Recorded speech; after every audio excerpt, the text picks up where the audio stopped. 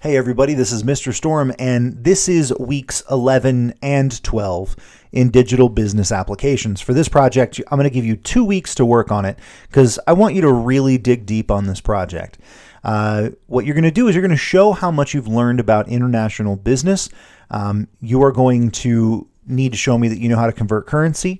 You're going to show me that you know how to convert from one language to another, and that you understand the business norms in international business relationships for specific countries. So here's what we're going to do for the next 2 weeks.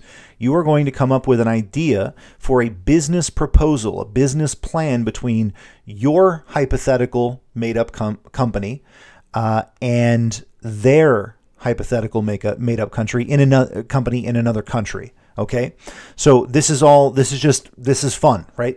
We're pretending here. Okay, so here's how this is going to work. This is your international business plan. For this project, you will write a business plan for an international deal, some kind of deal between you and another country, a company in another country. So you're representing a company that is trying to form a business relationship with a foreign company, and you're supplying the details of that relationship to them.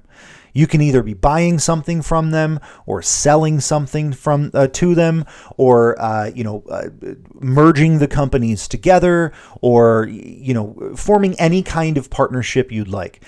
It's completely up to you what the actual business is here. Okay. Now, what I'm grading you on are 3 items. You're going to write a welcome letter to that company, formatted as a business letter. Remember those formatting style things that we went over last term. And if you want to remember how to do those, you can very quickly Google how to format a business letter, and you'll find tons of articles that will help you.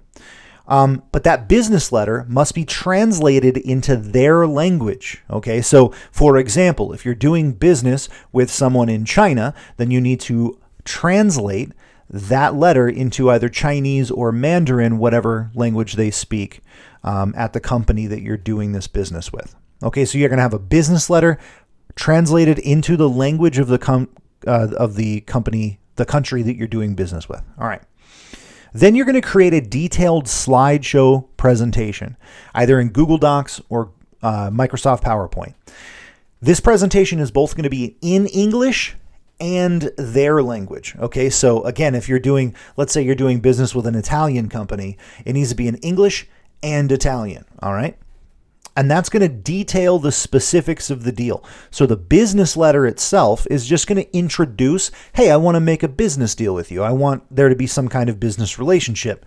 The presentation itself is going to detail the deal step by step, all right, and talk about all aspects of that deal. Now, some of you are going to ask, how many slides do I need? Well, as many slides as you need to get your point across. I don't have a minimum slides requirement here. Okay, make sure it's detailed and there's some actual information here. All right. And then the third thing that you're going to be graded on is a spreadsheet. All right. You want to create a spreadsheet that details the budget for the deal. How much money are you planning on spending on this deal? How much money are you expecting them to spend? All right. If I'm buying a bunch of widgets from a company in Japan, then I need to figure out, how much money per widget I'm going to be spending, how much, Japanese is, it's out of my brain. Germany, right? How many Deutschmarks, how many euros are they going to gain from the deal, right? So you need to have a detailed plan or a detailed budget that shows from US dollars to their currency, how are we both going to benefit from this plan? All right. Now, again, I want to stress this. These are all made up numbers. This is all made up. This is a for funsies kind of exercise. This is an imaginary situation.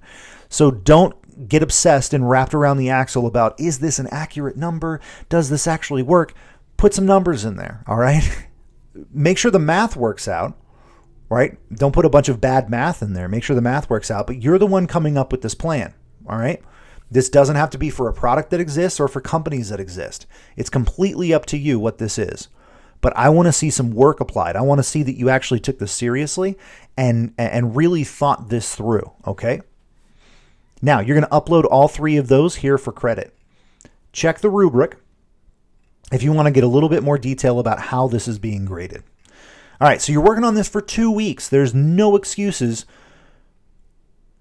for not turning this in, I guess is the right way to put that. I don't know. I forgot. I got lost in the double negatives. But anyway, every one of you should be able to turn this in before the due date. All right, you have 2 weeks to work on this. So get started. I can't wait to see what you guys come up with, and let me know if you have any questions. Peace.